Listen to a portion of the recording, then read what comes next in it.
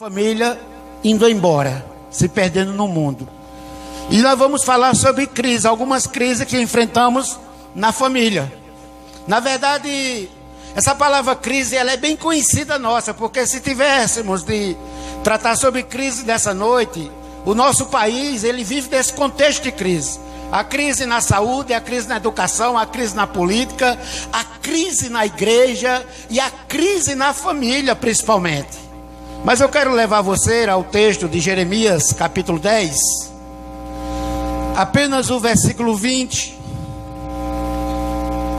Jeremias 10, versículo 20. Todo este povo, porque era uma promessa de Deus por causa da rebeldia do povo. E eles ficam presos ali na Babilônia 70 anos. Agora preste bem atenção, irmãos, o que é que o texto está nos falando. A primeira crise: a minha tenda foi destruída. Antes de falar sobre isso, eu queria que você escutasse-me um pouco. Não há casamento perfeito. Todos estamos aquém do padrão de Deus. Todos precisamos avançar rumo ao alvo da perfeição. Casamento é renúncia constante e investimento permanente. É dar mais e cobrar menos. É elogiar mais e criticar menos. O segredo para o casamento feliz não é simplesmente achar a pessoa certa, mas ser a pessoa certa. E ser a pessoa certa não é ser uma pessoa perfeita, mas humilde para reconhecer os erros e corrigi-los. Quem aqui veio de família perfeita? Então o casamento não é feito de pessoas perfeitas.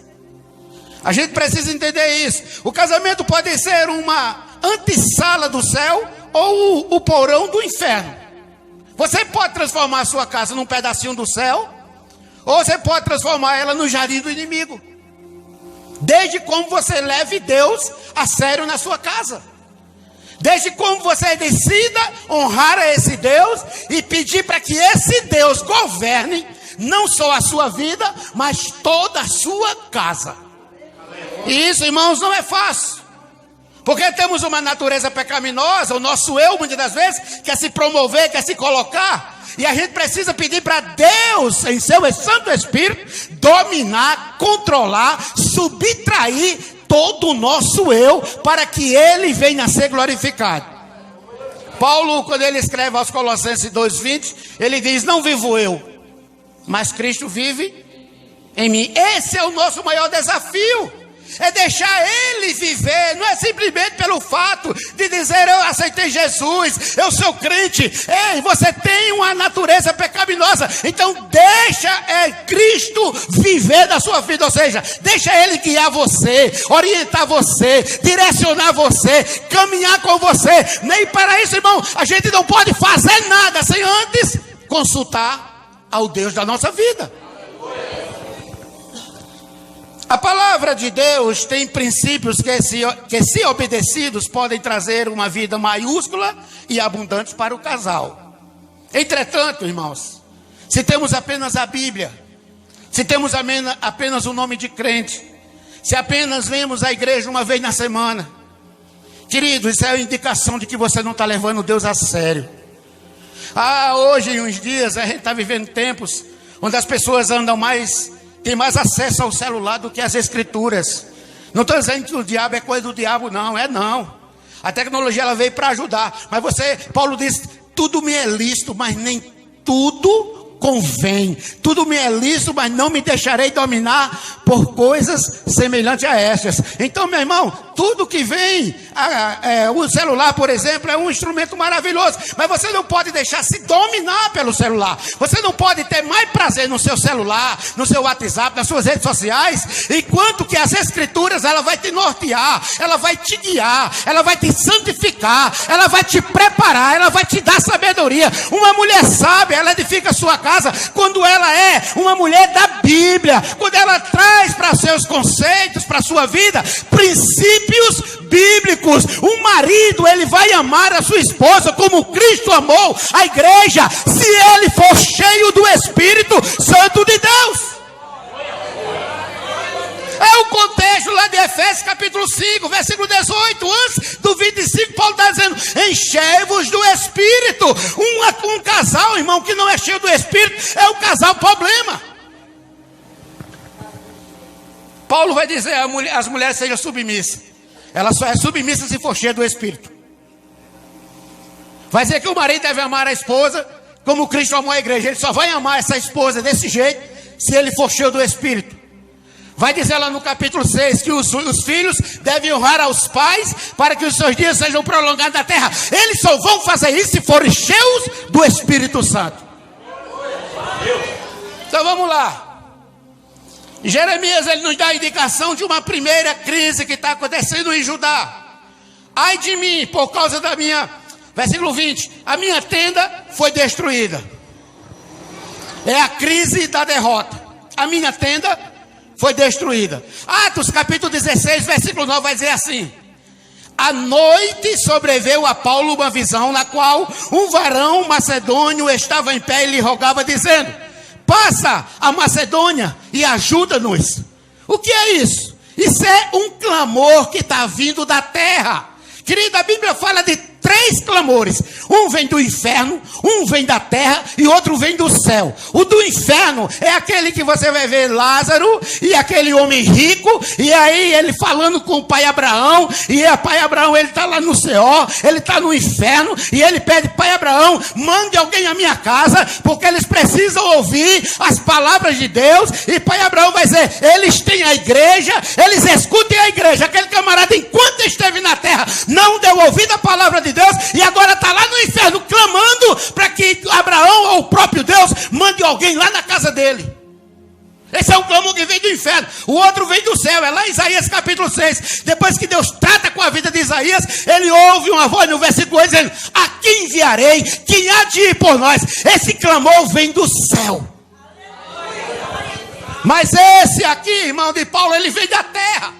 Se você parar numa fila de um hospital, se você parar numa fila de banco, se você passar uns dias, um momento fora da sua casa, você vai encontrar alguém dizendo: ora pela minha casa, ora pelo meu casamento, ora pelo meu filho, ora pela minha esposa.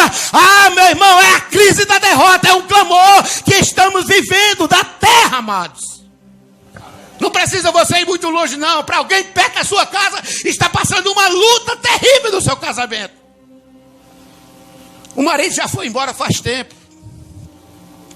Hoje, há muitas famílias destruídas, há muitas tendas estão ao chão.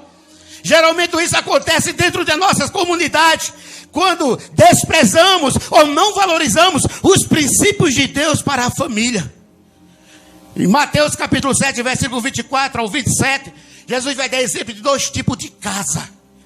Uma casa edificada sobre a rocha, a outra casa é edificada sobre a areia. Vai falar de 2 construtores, um é prudente, o outro é insensato. Vai falar de 2 tipos de terra, um é na terra, o outro é na rocha. Que tipo de construtor é você? É o prudente ou é o imprudente? E ele vai deixar bem claro: o prudente, ele ouve a palavra e ele pratica.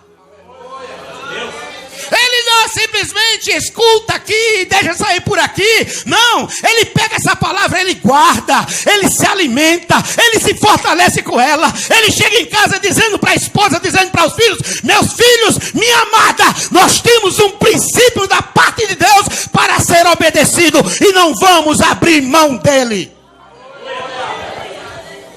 Agora o cabo que constrói a casa sobre a areia, ele escuta o que ouve da igreja. Mas, irmão, ao sair dali, ele já esqueceu tudo. Ele já esqueceu tudo, porque ele não tem prazer nas coisas de Deus. Ele não se aproxima de Deus, ele não se envolve com as coisas de Deus. A verdade, ele é envolvido, ele não é comprometido. Os irmãos sabem a diferença de envolvido e comprometido? Eu sempre dou esse exemplo como um prato americano chamado ovo com bacon. Você vê isso direto nos filmes americanos. Ovo com bacon. O ovo, a galinha só faz pôr, né? Ela está só ali envolvida. Mas o porco, ele dá a própria vida, porque o bacon saiu do seu lombo. Então, é muito diferente estar apenas envolvido e estar comprometido. Quem está comprometido, veste a camisa. quem está comprometido não abre mão das coisas de Deus. Dure o que durar, passe o que passar, dê o que der. Eu sei que o meu Redentor vive. Aleluia! Eu sei que Ele tem o melhor para mim. Então, meu irmão, se Deus botou você no Salmo 40, aleluia, espere com paciência no Senhor. Espere.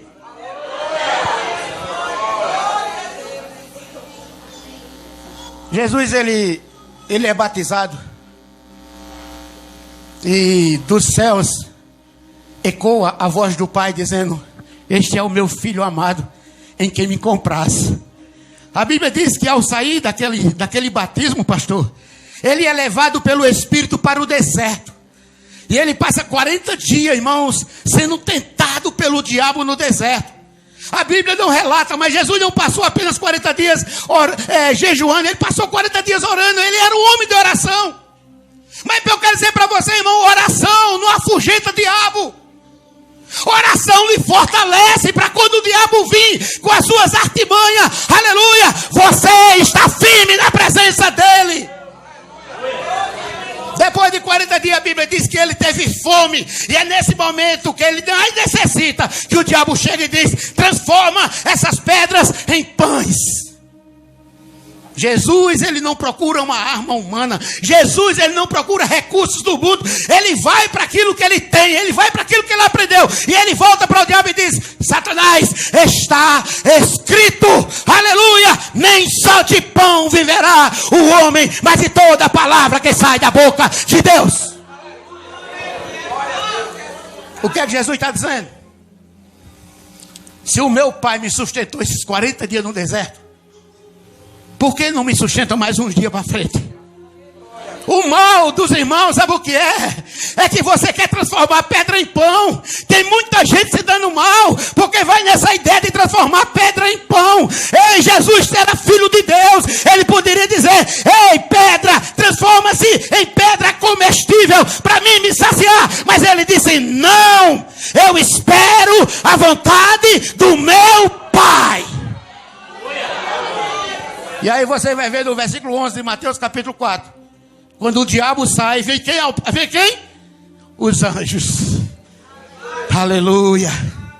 Esse é o bom de esperar no Senhor, queridos. Aleluia.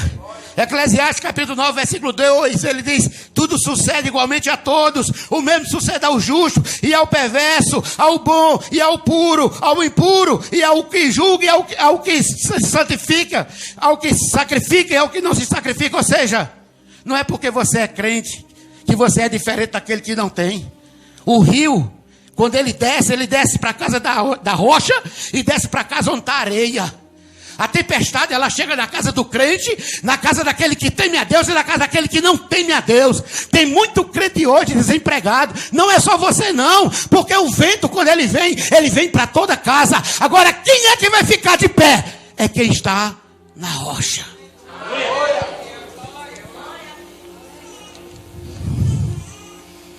Essa é a crise da derrota. Mas eu quero dizer para você, Jeremias 31, 16, 17 diz assim: assim diz o Senhor: reprime a tua voz de choro e a lágrima dos teus olhos, porque há recompensa para as tuas obras, diz o Senhor, pois os teus filhos voltarão da terra do inimigo. Há esperança para o teu futuro, diz o Senhor, porque os teus filhos voltarão para os seus territórios. Aleluia! Há sempre uma esperança. Davi, quando ele viu tudo perdido, ele foi se reanimar no Senhor. É no Senhor, aleluia, onde a gente obtém a nossa vitória. Eleva os meus olhos para os montes, de onde me virá o socorro? O teu socorro não vem do presidente, o teu socorro não vem do deputado, o teu socorro não vem do prefeito, o teu socorro vem do Senhor dos Exércitos. Aleluia! Ele vem dos exércitos, vem do Senhor dos Exércitos. A segunda crise que nós encontramos aqui, versículo 20 ainda, ele vai dizer assim: todas as cordas se romperam. Todas as cordas se romperam. Crise da frustração.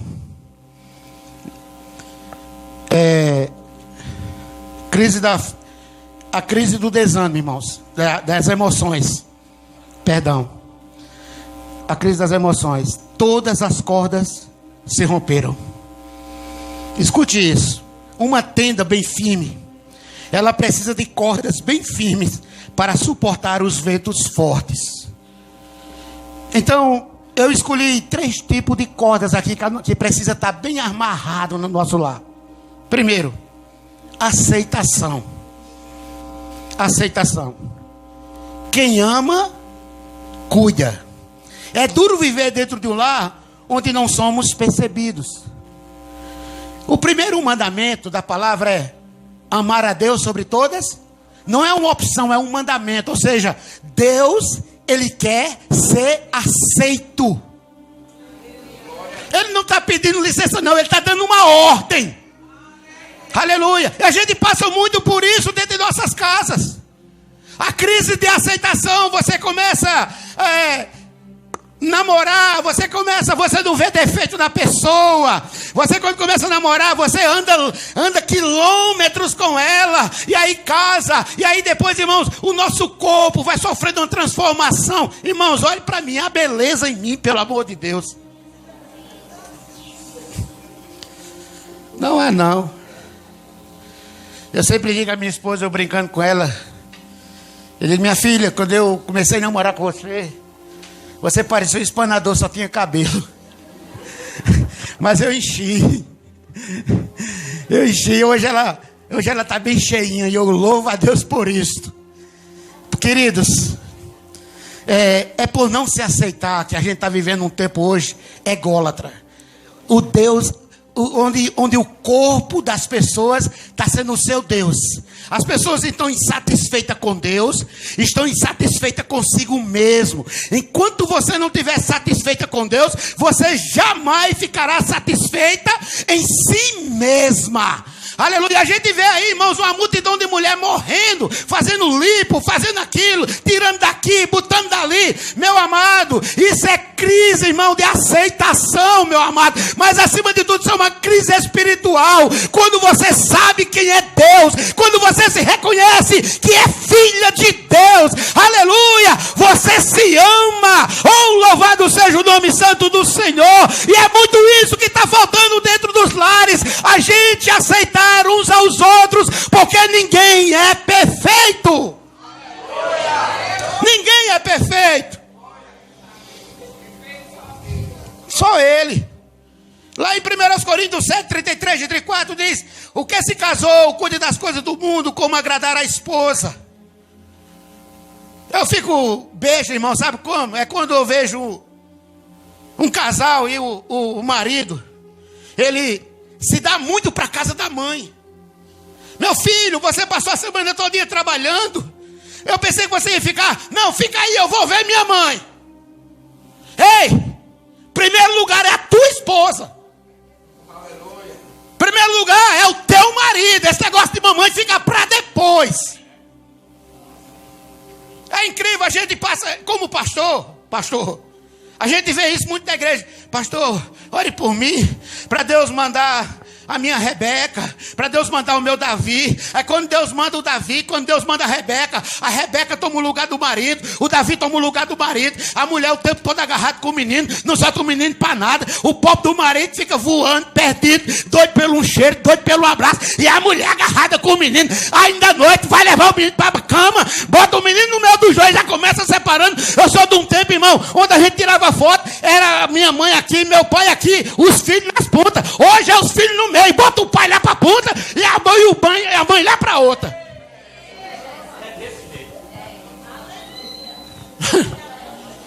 Olha que tempo louco é esse que a gente está vivendo. E é direto, é agarrado com o menino. Eu sei que o menino precisa de cuidado, mas o menino tem o lugar dele. O menino tem o lugar dele. Você não dá atenção para o seu marido, não. As piriguetas e gospel, está tudo pronta para dar. Porque o que tem hoje não é brincadeira. Aliás, a Bíblia diz que os cristãos foram chamados de cristãos a primeira vez lá em Antioquia, né? Depois que houve uma reforma lá na Europa, aí começaram a chamar eles de... Eita, esqueci o nome. Hein? Não, gospel já é agora. Protestante, obrigado, meu irmão. Protestante. Aí veja que era uma turma que batalhava, que guiava, que protestava mesmo contra o pecado. Aí depois crente. Aí crente, todo mundo quer ser. Aí agora piorou, pastor. Agora é o que o senhor disse. É gospel. Tudo é gospel. Onde é que você vê essa palavra na Bíblia? Gospel. Crente, lavado e remido pelo sangue do Cordeiro. Aleluia. Então Paulo vai dizer que o marido, ele cuida das coisas do mundo como agradar a esposa. Você tem que agradar a sua esposa. Você tem que agradar seu filho. Os filhos ficam para depois. Olha, filhos são passarinhos que daqui a pouco vão criar asa e vão voar, viu? Vão voar. O ninho vai ficar vazio. Se você não tiver uma vida contínua com o seu casamento, uma vida de cuidado, de dedicação, um dos cônjuges, meu irmão, quando o menino for embora, vai ficar um acidente de casa. Ai, vem dormir, mulher. Ai, meu Deus. Meu filho foi embora. O bicho velho de 30 anos casou já e ainda está com esse negócio. Eu não sei se você conhece um casal chamado Jaime Kempis e Judith Kempis. Eles até lançaram uma Bíblia diretamente para casais. Ele é uma família, autoridade em casais. Ele disse que na casa dele tinha 7 filhos. E todos os filhos, o pai e a mãe cuidou de um e o outro cuidou do outro. Viveu a vida para os filhos. Quando os filhos casaram que foram embora, os dois se separaram. Querida, a Bíblia está recheada de casais que têm predileção por filhos. Jacó, você vai ver, amava Esaú. Raquel, está em lua de mel agora, né, pastor? Continue. Porque... vai passando tudo, o Hélio. Passa tudo e quem vai ficar é o casal. Quem vai ficar é o casal. Então, querido, aceitação. Uma segundo lugar, uma outra muito importante. Comunicação. Comunicação. Eu lembro que no meu casamento, o meu pastor, eu vou fazer 18 anos de casado. Meu pastor me fez uma pergunta no meu casamento. Ele disse: Irã, você é uma pessoa que gosta de conversar? Eu disse: um pouco, eu gosto muito de... Aí ele disse: porque o casamento é uma conversa para a vida toda. Você já assistiu algum filme de guerra? Se você prestar atenção nos filmes de guerra, o primeiro alvo do inimigo é destruir o quê? As torres de comunicação. Josué Gonçalves é uma autoridade sobre família. Ele diz que nós desejávamos, nós almejávamos, nós queríamos a modernidade, que é hoje o celular. A modernidade veio para nossa casa. A modernidade estava longe, mas quando ela veio para dentro da nossa casa, ela separou quem estava perto. Hoje é filho com celular, é mãe com celular, é o pai com celular. E às vezes não conversam mais, não sentam mais na mesa para almoçar junto. É um na sala, é um no quarto, é outro lá no sótão, é alguma coisa. Ei, pai, já chegou? Ah, meu filho, estou em casa. Ah, tá bom. Querida, a gente perdeu o olho no olho. Tem mãe que não reconhece mais seu filho porque não olha mais no olho, não toca, não abraça, não cheira, não sente mais nada. O menino está longe, está perto, mas está tudo longe.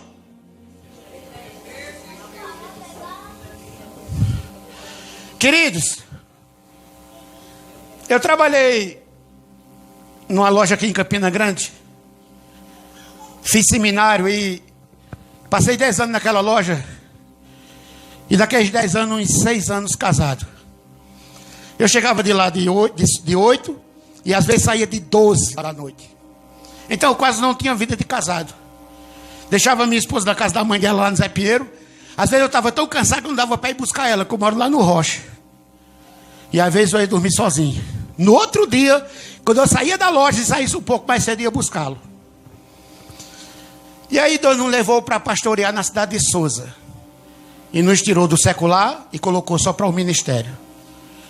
E foi aí, irmãos, onde a gente foi mais aprendendo o que é a vida de um casal. E depois de 4 anos naquela cidade, Um belo dia eu fui fazer uma pergunta para minha esposa. E eu disse: minha filha, o que você gostaria que eu mudasse? O que você gostaria que em mim fosse mudado, que você não gosta? Ela disse: já que você perguntou, sente aí. Irmãos, às vezes a gente pensa que está abafando, né? E está errando. E a melhor forma de corrigir isso é conversando. E ela me deu uma lista tão grande que eu fiquei apavorado. E eu comecei a lutar e a pedir a Deus para tirar aquelas coisas de mim. Porque eu, sem perceber e sem notar, eu estava sendo como um terrorista emocional para minha esposa. Às vezes ela me fazia uma pergunta, eu respondia, sabe? Senhor! Ah, jumento, só faltava os cascos para dar coisa. Tem mulher que chega perto do marido e se tremendo igual a bucha de peba, porque o caba é ignorante. E eu comecei a orar e disse: Deus, isso não é coisa de um homem de Deus. Eu não quero ver a minha esposa aqui trêmula, sofrendo problemas emocionais por causa da minha ignorância. Eu sou sanguíneo, irmão. E sanguíneo, colérico, esses dois temperamentos é uma mistura de bomba com pólvora. Qualquer coisinha, puf, estoura. Eu lhe indico você ler um livro, Transformados pelo Espírito. Ele vai trabalhar os 4 tipos sanguíneos. Mas ele vai mostrar, de Tim LaHaye, ele vai mostrar que Deus não muda o temperamento de ninguém, mas pelo seu Santo Espírito ele lhe ensina a controlar. E eu comecei a pedir a Deus, e Deus começou a me dar controle, domínio próprio, aleluia. Isso aumentou, irmãos, uma bênção, meu casamento, para a honra e glória do nome do Senhor, embaixo do sangue de Jesus de Nazaré. Mas escute só, se você quiser restaurar a relação, eu vou lhe dar aqui alguns princípios que será importante. Entenda que isso é importante. Se você não achar que é a conversa, como é que você está? Como é que foi o seu dia? Se isso não é importante, você não dará um passo à frente e sua casa vai continuar com a comunicação interrompida. Você precisa entender que a comunicação é importante. Meu filho, como é que foi o seu dia de aula hoje? Pai, foi difícil, tive problema nas aulas de matemática. Tá bom, meu filho, vamos ter problema, vamos estudar mais. A próxima pai está aqui para lhe ajudar. E aí a gente vai continuar. E aí, minha filha, como foi o seu dia? Sabe, irmão, entenda que a comunicação é importante. Às vezes a gente não sabe como as nossas esposas passaram o dia dentro de casa. E você já passou um dia. Você lava prato? Qual é o homem aqui que lava prato? Ainda bem, tem um bocado de valente aqui. Lava prato, lava banheiro. Eu passo pano na casa. Eu lavo o prato. Eu passo roupa para mim, para minha esposa, para ir para a igreja. Eu estendo roupa, eu tiro roupa. Porque a minha esposa, ela precisa de mim. E isso não me diminui como homem. Não, meu irmão, isso me torna um homem mais feliz. Porque se a minha esposa está bem, eu estou bem.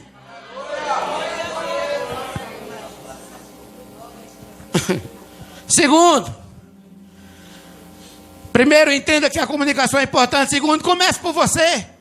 Dê o primeiro passo. Não, pastor, mas ela é muito fechada. Não tem problema não, vai lá e... Minha filha, a gente precisa conversar. Vamos ter um ADR. Não, pai, não. Porque tem mulher que é encabulada, né? Mas é importante isso, queridos. E se você for orgulhoso, quebre o orgulho. E parta para isto. Seja um bom ouvinte. Tem marido que a mulher está falando as coisas, ele está assim na televisão. Eu era mesmo assim, irmão. Eu assisti no jogo. A minha esposa, Irã. Ô Irã. Aí ela foi para frente da televisão. Aí chegou do lado da parede assim, aí fez assim. Irã. Aí eu, minha filha, me perdoe. A televisão, ela tira os 2 canais que a gente tem, audição e visão. Principalmente quando é a programação que você gosta, ela lhe hipnotiza. Você fica paralisado. Se ela falar normalmente, Você só se dá um grito. Ei!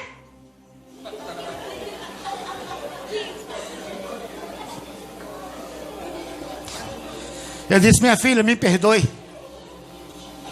E daquele dia em diante eu comecei a vigiar nisto. Então, se eu entendo que a comunicação é importante, você precisa ser um bom ouvinte. Filha, diga, meu filho. Tiago, ele vai dizer assim, ó, Tiago 1,19. Todo homem, pois, seja pronto para ouvir, tardio para... Essa palavra pronto, irmão, ela vem do grego, e a palavra do grego aqui é tax. Quando você chama um táxi, ele está pronto para quê? Para lhe servir. A ideia é essa, esteja pronto para ouvir, para servir. Isso é importante para a comunicação. Escute o que se está falando, dê ouvido o que se está entendendo e haja um feedback. Sim, minha filha, está certo, minha querida, vamos tratar disso, vamos resolver aquilo, mas simplesmente diga, resolva você. Não. E ele diz, pronto. E para ouvir tardio, essa palavra vem, brades, ela vem também do grego. Essa palavra brades, ela tem a ideia de entorpecido, como se você tivesse entorpecido, como se você fosse lento no seu raciocínio. A ideia mais lógica é essa, lento no raciocínio. Então, quem é lento no raciocínio, ele não responde assim, antes da palavra terminar, da pergunta terminar. Ele para, ele pensa, depois é que ele fala. A ideia é essa. A gente precisa entender que isso é importante. Quarto lugar, olhe sempre para a pessoa que está falando.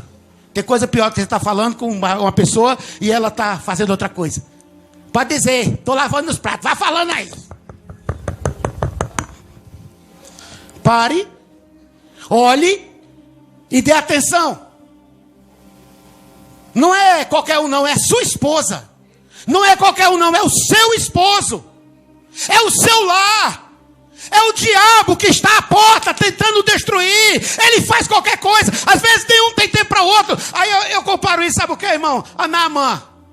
Naamã, a Bíblia diz que ele fora era um guerreiro, mas dentro de casa era o que, pastor? Um leproso. Eu considero o marido e a esposa como Naamã. Dentro de casa, ele não tem tempo. Ele não tem tempo para conversar com o filho, ele não tem tempo para conversar com a esposa, ele não tem tempo para passar um tempo com a família, mas lá fora ele tem tempo para os amigos, ele tem tempo para conversar, ele tem tempo para aconselhar. Isso é um Naamã. Dentro de casa você está doente e lá fora você é um herói. Isso não tem graça diante de Deus. Certa vez eu fui pregar numa cidadezinha chamada Brejo dos Santos, lá no sertão. Conhece, pastor? Longe. E a gente dormiu lá na casa do irmão. Logo cedo acordei, fiquei na esquina da casa dele, numa cadeira de balanço. Estava vendo festa da cidade. E vinham duas moças que iam para a festa. E um menininho dela atrás, um pequenininho desse tamanho. Manhã. E ela batia assim no menino. Vai para casa. Eu já disse, você vai para casa, não vem atrás de mim não. E batia no menino. Manhã. Aí o menino, o bichinho até que voltou. Irmãozinho, eu naquela esquina ali, deu para ver a cena. Ela, ao sair dali, ela dobra a esquina, na ponta que eu estava, encontra com outra amiga e com outro menino no braço. E ela pega o menino da amiga, ela põe no braço, ela faz carinho, ela cheira, mas com o dela, ela dava tapa. Isso para mim, irmão, é um Naamã. É um leproso dentro de casa. É alguém que não tem exemplo dentro de casa. Lá fora ele é macio, lá fora ele é doce, dentro de casa é áspero, dentro de casa é grosseiro, dentro de casa ele não respeita a esposa, ele grita a esposa, ele não pede a ela, ele manda. Se você tem filho e é dessa forma, você está se tornando um terrorista na vida dos seus filhos. E se você perguntar para seus filhos se ele quer casar, sabe o que eles vão dizer? Deus me livre. Sabe por quê? Porque ele não vê mamãe sendo amada e não vê papai sendo amado. Quando eles veem isso, porque o primeiro campo de experiência dos filhos é casa. É em casa, irmão, é muito bom vir para a igreja, bota roupa de crente, prega a Bíblia, aleluia, glória a Deus. Mas quando sai daqui, eu quero saber quem é você, ela na sua casa. Você sabe o sentido da palavra íntegro? A palavra íntegro significa inteiro, completo. Você quer ver um exemplo? Eita, que hora é, pastor? Misericórdia. Eita, irmão, não vai dar tempo não. Eu vou terminar aqui com esse aqui. Um pastor, certa vez ele pregava e ele falava de um livro que ele tinha lido lá nos Estados Unidos. Um camarada, ele foi num fast food e ele pediu um sanduíche e ele faz o pedido aqui e lá na frente ele pega. Quando chegou lá na frente, ele pegou o saquinho, pegou a sua companheira, foi para uma praça e foi lanchar. Quando ele chega lá, que senta com ela, que ele abre o saco, era todo apurado daquele comércio. Ele, por ser uma pessoa honesta, fechou o saco e voltou lá. Chamou o gerente e disse: olha, pedi a vocês um sanduíche e vocês me deram isso aqui. Eu acredito que seja todo apurado de vocês. O gerente ficou fascinado. Que coisa maravilhosa. Eu preciso tirar uma foto sua. Venha para cá. Eu quero tirar uma foto sua, botar aqui no meu comércio. Ele disse: não, eu não preciso de foto. O gerente imaginou: esse camarada é muito humilde. Eu vou insistir. Eu preciso tirar uma foto sua. Ele disse: não, meu irmão. Vem cá, deixa eu te chamar aqui. Vem cá. Deixa eu te dizer porque eu não quero que você tire a foto. Essa mulher que está comigo não é a minha mulher, não. Não é a minha mulher, não. Então o que é que ele está dizendo? Ele é honesto contra o dinheiro, mas ele não é honesto contra o casamento. Integridade é ser uma coisa só. Aqui, em casa, na rua, no trabalho, na escola, na faculdade, aonde você estiver. Quem quer que esteja por perto, quer você esteja só, você é uma coisa só diante dos olhos de Deus.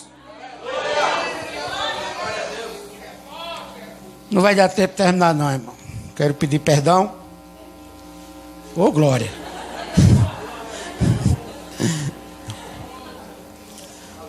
Pastor, eu vou fazer só a última aqui. Não vai me chamar mais não, mas não tem problema não. Ninguém há, a crise da frustração, ninguém há que levante a minha tenda e lhe erga as lonas. Veja, irmãos, o texto ele vai dizer isso lá em Jeremias 20, lá no final: ninguém há que levante a minha tenda e lhe erga as lonas. Aqui é uma declaração pura de que do desânimo, da frustração. É uma pessoa que não tem mais esperança. Mas eu quero dizer, como já foi dito aqui, há esperança sim. Há esperança. A Bíblia diz: se o meu povo, que se chama pelo meu nome, se humilhar, orar e me buscar e se converter, o Senhor restaura a terra. Aleluia, glória a Deus. O Senhor restaura, não há nada perdido para Deus. Aleluia, louvado seja. Basta a gente reconhecer o nosso erro, se humilhar na presença de Deus, pedir perdão a Deus. Ele está disposto, irmão, a restaurar. Sabe uma das coisas que a gente fica besta hoje? A quantidade de divórcio dentro da igreja. E a igreja não está percebendo. Satanás está tirando a autoridade do povo de pregar. Que autoridade um casal divorciado já passou por 1, por 2, por 3 tem para aconselhar um casamento? Está vendo não que o diabo está tirando a autoridade, não? Não, é melhor recomeçar. Não, meu irmão, eu sei que é mais difícil recomeçar. Eu trabalhava lá na Li Confecções, a minha patroa uma vez resolveu fazer uma mudança lá dentro. E era uma poeira, era terra para todo canto. Meu Deus, como é difícil fazer reparações. Mas depois que terminou, ficou maravilhosa a loja. Porque todo mundo, eles preferem passar para o próximo passo do que restaurar. Porque é muito mais fácil dar um pulo para frente. Só que o problema vai junto. Davi, ele poderia ter dito: rapaz, eu sou rei. Quantas mulheres não me querem? Não, ele foi para os pés de Jesus. Senhor, eu quero restaurar meu casamento. Eu quero que a minha esposa esteja de volta. Eu quero os meus filhos. E ele foi orar. E quando ele foi orar, o Senhor disse: levanta e vai, porque eu sou contigo. Aleluia. Ei, meu querido, não há nada na tua casa que Deus não possa restaurar. Não há nada perdido que Deus não possa transformar. Ei, você está diante de um Deus que tudo pode. Aleluia. E que Deus abençoe em nome de Jesus. Agradeço a oportunidade.